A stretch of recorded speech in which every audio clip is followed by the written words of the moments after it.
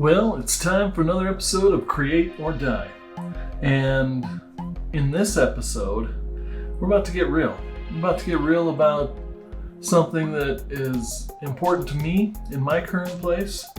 You know, starting a new business, trying to figure out how to, grow that brand awareness, and how to do that in a way that, doesn't break the bank. Am I right? Because, you can throw money at LinkedIn and Facebook ads all day long, but do any of us really have the budget for that when we're, just one dude and a dream? Those questions and more will be answered right after this.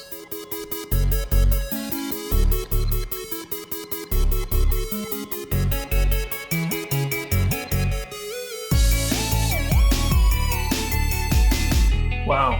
So, episode 76, we're in the fourth quarter when it comes to those critical 100 episodes of anything. I believe at 100 episodes, that's when we get syndicated, right? Another way it worked on TV shows back in the day, you hit that 100 episode, everybody's clapping because they know they about to get paid, right? Forever. You show them reruns of Seinfeld or, the Mary Tyler Moore Show. I don't know where that came from, but, those people continued to get little checks in the mail because they had reached that level where they can be syndicated. It's this magic number of 100 episodes. And we are at episode 76 and we're on our way. So big things. But like I mentioned on the outset of this, wanted to talk about growing brand awareness and doing that in a way that doesn't break the bank. Because, money.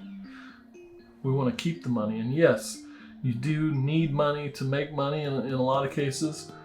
But stick with me here. My former boss, Don McDonald at MX, he had a good idea, something he came up with in conjunction with, leadership there is like, hey, let's build kind of credibility at MX. Let's get that share of voice on these different subjects, become, experts on certain subjects. And I'm trying to think, there was a fancy word, phrase, term for that. Thought leadership. Yeah. Get yourself some of that thought leadership whenever you can. And so essentially, that's where this came from. Growing brand awareness through storytelling is a presentation I'm currently in the middle of putting together. And I thought, hey, it's time to do a podcast. Maybe this can be a really rough go, maybe a working session to help me kind of remember, kind of take my outline from where I'm going and talk it out with all y'all, kind of try things out on you, if you will, and see how you respond so that when I need to speak and present this here, 5-6 days from now, that I'll be maybe a little bit more comfortable. So again, title, Growing Brand Awareness Through Storytelling. So let's start from zero. Not even one, not even step one, but zero. What is brand awareness? Well, whether it's your business, your personal brand, your long-term existing company's brand, whether you call it a brand or just who we are, it's all the same.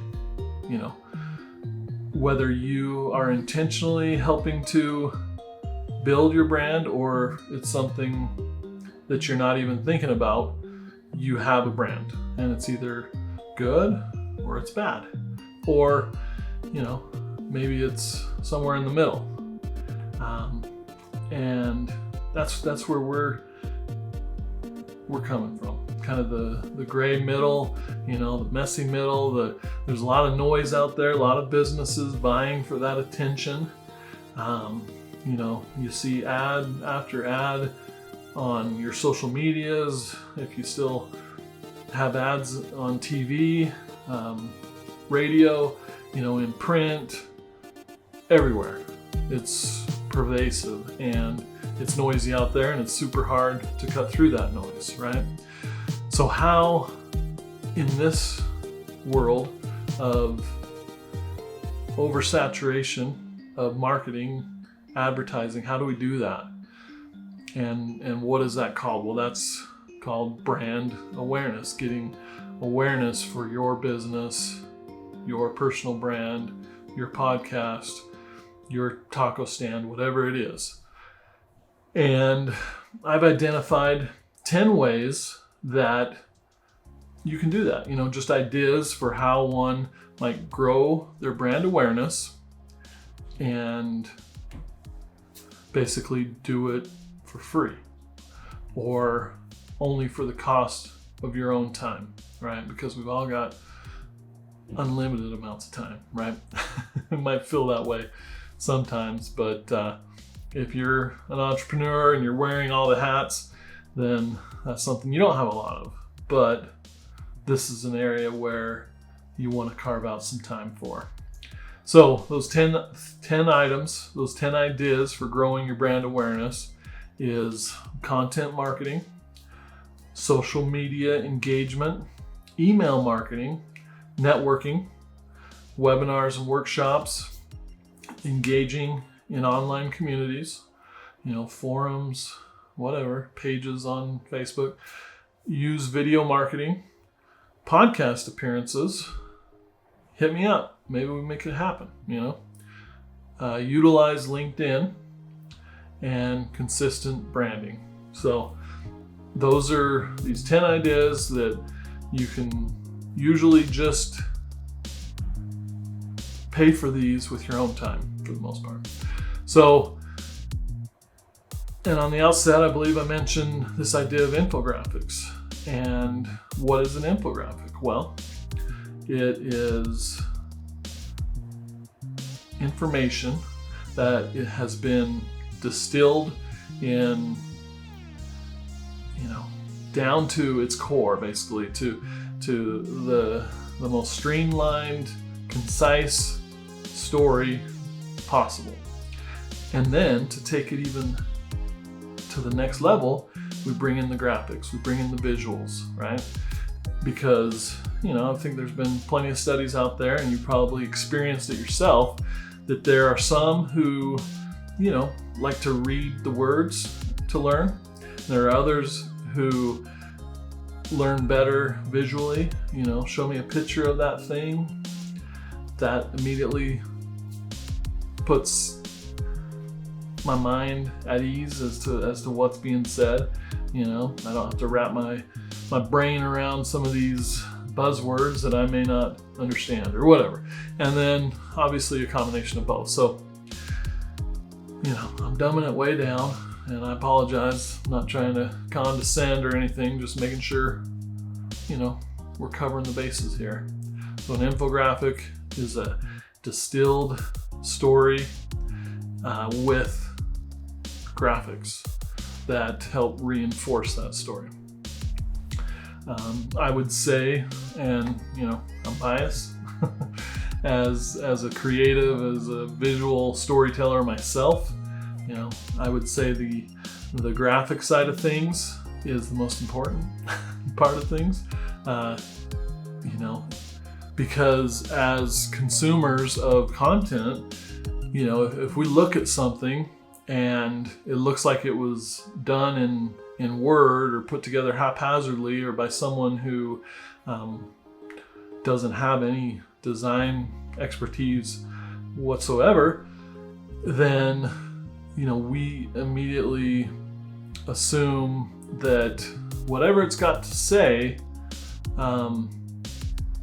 it must not be very accurate or professional because the visuals are lacking, right? You go to a website and it looks like it was built in 2005, you're automatically gonna say, hey, this company's behind the times. They must be on their way out. They can't even afford to have a decent website, right? Same thing with anything you put out there.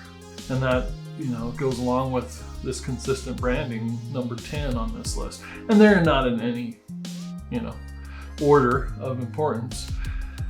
But that infographic falls into that content marketing, obviously. It's a piece of content, right? But we go down the list, social media engagement.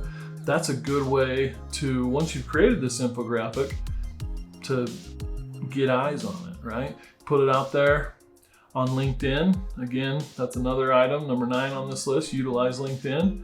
So we're just checking these off. And ultimately, with infographics, I believe you can cover all of these, okay? But we're gonna focus on 5. Content marketing, social media engagement, email marketing, utilizing LinkedIn, and consistent branding. And that by leveraging infographics, telling your story, and it may be an infographic about your company in general or your industry. It might be, hey, something new has happened in the industry. I remember it's been several years ago now, working at MX, we were a fintech company, worked with banks and credit unions, other fintechs, and Apple, big tech conglomerate company, they decided to dip their toes into our world, into the world of banking with the offering of the Apple Card, right? And so we jumped on that and we produced an infographic really quickly, within a couple of days, basically saying, hey, what does this mean for banks? What does this mean for credit unions, who are our key customers? Basically saying, watch out, this juggernaut of experience and brand building beauty in the form of Apple was coming at you. So what are you going to do, right? And so that infographic was well received. It was seen by many. It was current. It positioned us, as a leading voice on that subject, and led to some additional brand building, brand awareness ideas. Like we did a webinar on the subject. We produced some video marketing. So again, hitting all these different things. We may have even been on a podcast and talked about it. And so that's a great way to leverage infographics and to kind of slyly, without,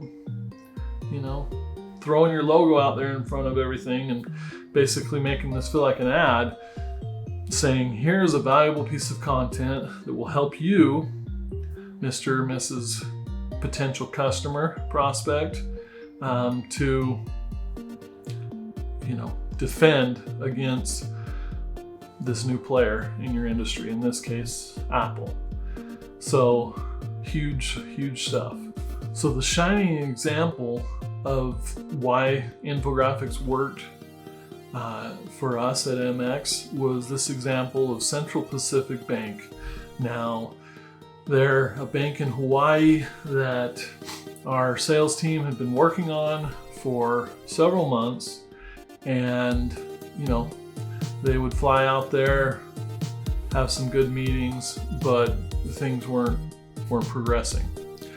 And then lo and behold, we'd been sending out weekly infographics on our channels, LinkedIn, through our blog, through email signups, the people who had opted in to our emails for the infographic would receive those.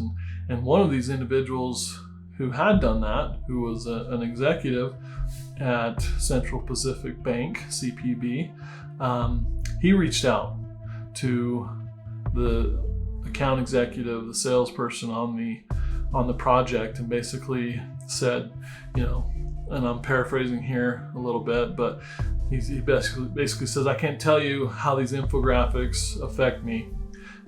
As you may know, the median income in Hawaii is like $88,000. The home price is like $800,000 for the median home price.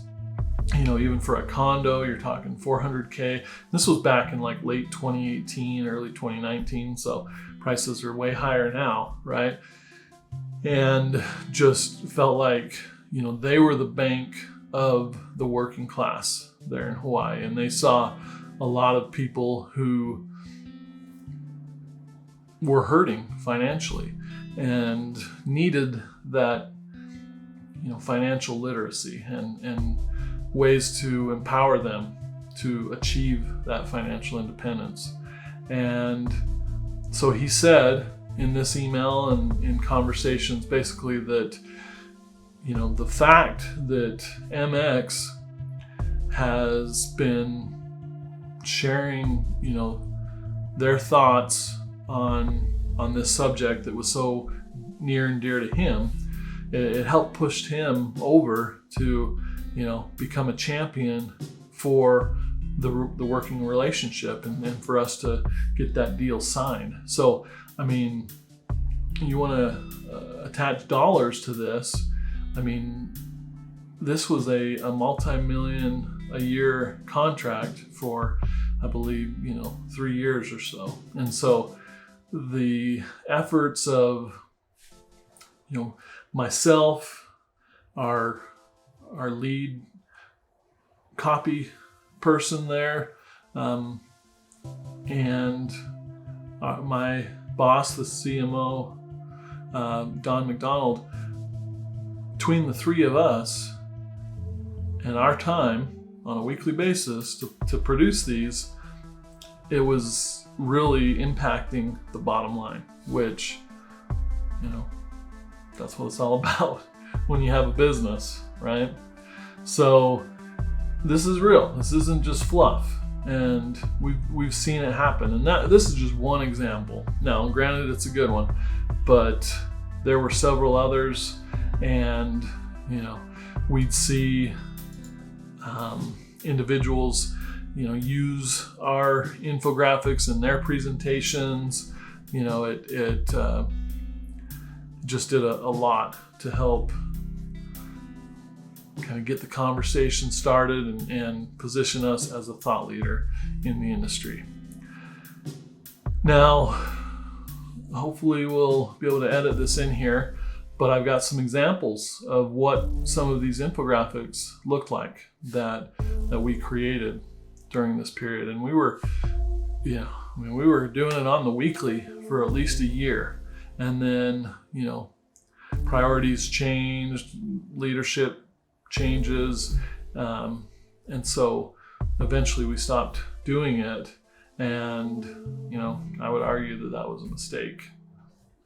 But so I'll share with you on this video, in the magic of post-production, some of these infographic concepts, and we'll just fly through some of them now.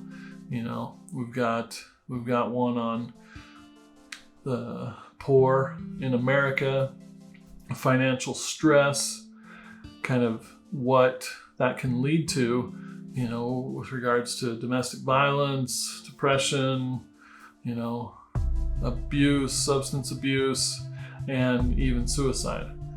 So that's a scary thing. Some of these other ones were biometrics in the financial industry.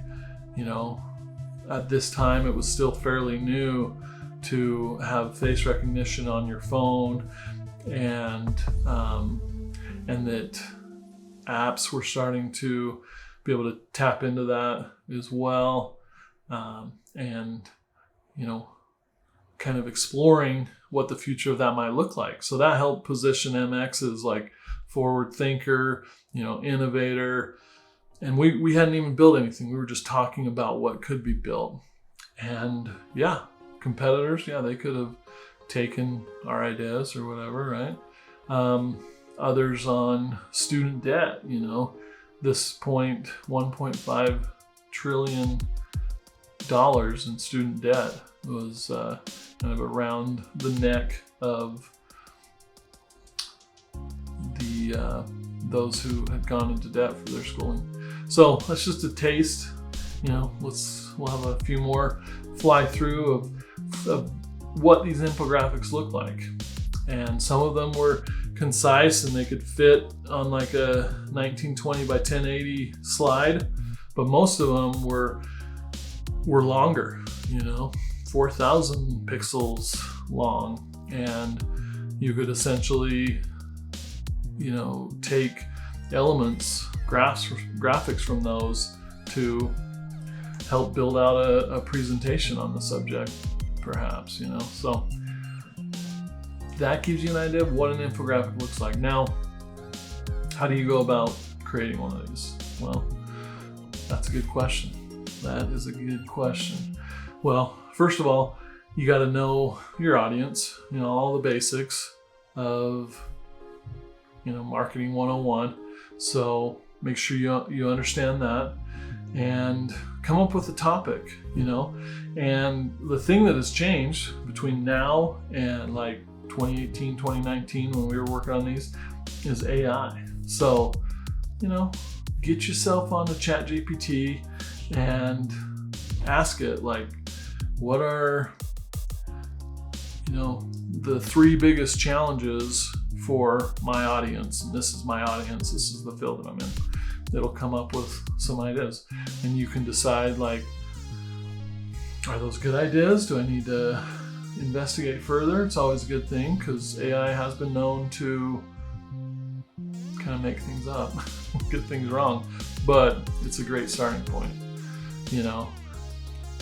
When we were working on this, we would have to spend like a good day reading 5 or 6 different articles, and in most cases that wasn't my job. It was the content writer, Olga, who would do that. And thankfully she's smart and quick reader and everything. But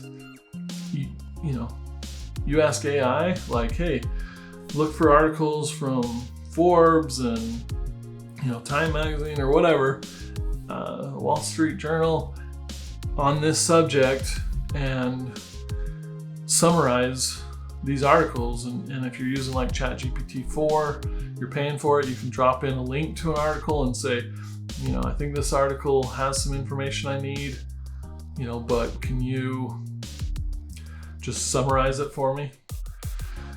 Great use of AI, in my opinion. So once you know what topic you're looking at, and it's going to resonate with your audience and help position you in a way. And remember, we're not trying to make an ad, This is, the best tools are those that are going to be of real value to your audience, to your prospective customers. It's something that they would even pay for, and you're giving it away for free. And because, and there's books and lots of research on this, but the more things you give prospective customers and they ascribe real value to that, the more they're going to value you. And psychological wizardry in there happens, and I can speak for myself with brands I love, but you start to think, how can I give back to this brand? Or I have this need, I happen to be in a place where I can, put some money into this. Well, who am I going to go to? I'm going to go to that company that gave me all this great information, because they're obviously an expert on the subject, right? So you've got your topic, it's valuable, you're going to write the article, right? And I'm going to make a note here. Be sure it's valuable. See, I told you that talking this through with all y'all would help me create this presentation. So appreciate it. But yeah, you write the article. And again, if you're not the strongest writer in the world, this is an area where ChatGPT can help. You know, however you want to do it. I've done it both ways. I've asked ChatGPT, like, hey, you know, give me a first draft or a bulleted list of, you know, this subject, what a good article would be. It does that. And then I may take it and do my first messy pass at it. And then I upload that entire article document, you know, and this is the long form article that's separate from the infographic itself. This is the content, the meat. And you may not need that, but we found it valuable, you know, again, for those who like the visual, they got the infographic and a little bit of copy and story. But for those that wanted to deep dive, you go to the article and they work together. So, you know, I'd go in and nowadays might have ChatGPT write that outline for me, and then I go in and fill it in real messy, you know, flesh out each of those sections, and then give it back to ChatGPT and say, hey, I know this is horrible. Please do whatever you can to improve it. However you get that article written, get it written, make sure it's yours. And if you're citing, you know, stuff that you've learned from these articles as you've researched your topic, you know, these references, you got to cite those references, right? In your article and in the infographic. Basically, you know, here's this study that was done, and here are some, you know, metrics, some numbers that came out of that. This was Forbes article entitled January 2022 edition, whatever. So once the article's written, then comes the visual side of things, okay? So first of all, what I do is I look at it and think, okay, can I just take the titles of each of these sections in the article and maybe a supporting metric or stat of each of these, and what does that look like? And you're not worried about how it looks. It's just a straw man version, a wireframe version, and use whatever you want. You know, if it's Illustrator, Photoshop, Canva, Figma, whatever, and just throw text on there. And if you are like me and you have some design experience and you can kind of take it a step further, and maybe you put little basic shapes to kind of say, okay, here's some text, and then here's a circle because I know I'm gonna put some type of visual here, or here's a rectangle that's full width and there's gonna be a bigger visual there, you know, and basically, you know, this could become a full-on episode tutorial on design, but the key, most important thing to remember about design is that it's really all about communication. You know, what you're putting on the screen in terms of visuals, does that help improve it, you know, this piece of content's ability to communicate, or does it detract from that? And so design isn't just, here's a pretty graphic, throw it on there. Design is the typography, the way you lay out the text, you know, the way you decide to change the font weights or colors. You know, this is really important. I'm going to make it bolder or bigger. This is less important and kind of supporting it. I can make that smaller, whatever it is, so that when someone looks at your infographic and they're reading it, and we're creating infographics for Western civilization, right? Where we read from top to bottom, left to right. So that's how you should consume as a user or reader, consumer of that infographic. It's just like reading a book, right?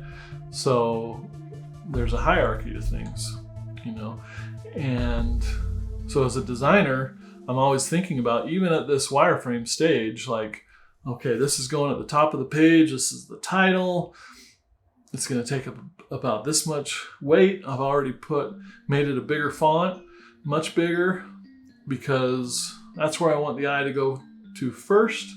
That's the most important part, right? And then moving our way down, there's like a section title, and there might be a subtitle, and then the body copy, which is the smallest font. And if you look at publication design, whether it's magazines or newspapers, back when those existed, a lot of times that first article would have bigger body copy as well. So everything about it, the image, everything was bigger, because that's where you were going to get the gist of the story, and you were going to be hooked to continue, or maybe, hey, that was enough. And obviously the goal is to communicate again as quickly as possible, but also, to get them to consume the whole thing.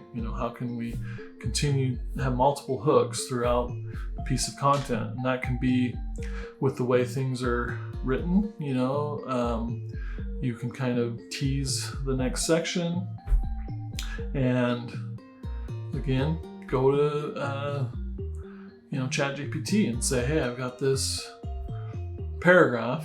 Can you create a hook to basically help me transition from the previous to this one, or whatever. So, kind of beating a dead horse at this point, but it's a critical stage. And then, once I've got it on there, it's a good time to kind of share it with other stakeholders or collaborators. Maybe you're the final decision maker. Do you have a friend or colleague or spouse or partner or whoever who can look at that for you and basically just say, hey, let me know, just look at this. What does it communicate to you? Feel like anything's missing? Do you get the, what's the overall impression that you get at the end of kind of reading through this? And, make changes as needed. And then, it's time to start polishing things, introducing color and graphics. And that, again, is a whole another subject. And again, I hate to admit it as a creative, but you can, again, solicit AI for help in creating these visuals. Now, becoming a prompt engineer and understanding how to work with AI is a whole nother ballgame, but it can be quicker or more affordable than hiring a designer. That being said, with as much mileage as you can get out of an infographic, it may be worth hiring a designer, getting some kind of help, and you can go to professionals, and you can also try your hand at the Fiverr roulette or whatever, or Upwork, and say, hey, I can spend $200 on this. Who's up for it? And you may go through a few of them before you find somebody who really understands the brief and can produce something useful. But then a lot of times you can continue to work with that person and get good results. So something to think about. So once you've gone through the design phase, you've made it pretty, you've got your finished illustration, visual. Now you can decide, like, okay, how are we going to leverage this? Are there elements that we can pull out and use in like a social ad or social card, you know, because ad assumes that it's being paid, but I'm just talking about normal social post where it's like you just highlight one element of it. But you get the idea, you know, just some little piece that teases up or hooks the viewer into wanting to click on that social post to go, that's linked to your blog or whatever, where you have the entire article hosted and the entire infographic. And you could maybe, you know, highlight 10 different sections or metrics from that one infographic. And that helps you with content, which is going to help you with the algorithm, which you can see how these all feed together. And then, you know, I said I wasn't going to talk about this, but might as well throw it out there. But video marketing, you could take your infographic and break it into a video that could loop on your social media or YouTube or something. Maybe there's some simple music behind it. And yet another way to get mileage out of this tool and help to tell that story. And it goes on and on. You know, there's email, like I mentioned. Now, you don't want to go out and just spam a bunch of people and send them your infographic, but you can find ways. You know, you make these posts on social, and maybe there's a link in there or mention of your newsletter. And ideally, you're just asking them to do one thing with each post, right? Like, I want you to click on this and go to the blog. But on the blog, the call to action is sign up for this weekly email of infographics. You know, we're going to create one of these once a week. You want to be the first one to see it? Put your email here, right? So in the end, that's it. You know, we've taken this one vehicle, essentially this hero piece of content, the infographic. We've talked about the importance of knowing our audience, understanding, you know, what story do we need to tell, either about our brand or about something current that's happening in our industry, or maybe it's not so current. It's just one of those things that you know that your ideal customer continues to struggle with. And rather than saying, you know, explicitly like, choose us, look, we've got this great feature and that great feature, which is what everyone else is doing, you're instead saying, hey, I know you're busy. Here's a tool that you can use free of charge. That's valuable. So you got that story, you figured out what you're going to tell, then you create that infographic, whether you're doing it yourself, you're leveraging AI, or you're hiring someone to do that. And again, I think this is an area where, you know, you're going to get a lot of mileage out of this piece of content. It might be worth it unless you fancy yourself a designer. And then it's all about distribution. You know, how do you get eyes on this thing? And initially, it's going to be small. You know, unless you already got this huge following on LinkedIn or whatever. And if that's the case, then you're doing something right already, and you may not even need this. But I believe that no matter where you're at, where your business is at, where your brand is at in terms of maturity and awareness, this is going to be valuable. So you get it out there, and then what do? You repeat the process. You do it again. And we talked about different ways in that distribution stage of how you might, you know, leverage that content from your hero infographic for different channels, video, social, postcards, webinar subjects. Let's reach out to industries experts on the subject and be like, hey, come join me for this webinar where we're going to dissect this subject that is so important, just like in that Apple Card example I mentioned earlier. So I hope you were able to find something amidst the craziness that is my way of communicating, and you're excited, to get out there and create a story via infographics, which will in turn help to grow your brand. And as you continue to do that, your first one might be blah, your second, third, and fourth are going to get better and better, and then you're going to start to hit your stride. You're going to find your voice.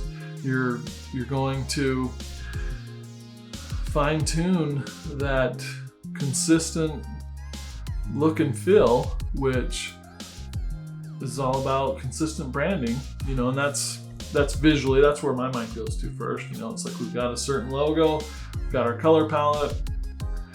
Every time you see our stuff, it looks the same. But just as important, or maybe even more important, is your brand promise. You're keeping that promise. You've said, hey, you're going to receive this valuable piece of content every week. And as people start to see that happen, and you've built that credibility, and they do find it valuable, then that is going to do wonders for your brand. And that's part of being consistent with your branding. Do what you say you're going to do. Say what you're going to do what you're going to do. Do what you say. Say, do, whatever. At this point, I'm just getting crazy, right? So there you go. Thanks to all y'all for helping me out as I have been kind of trying to find time to put together this content for this presentation on Saturday, April 27th. It's happening. It's going to be huge. It's going to be huge. Well, that's what we call an episode. So until next time, keep on creating. Create or die.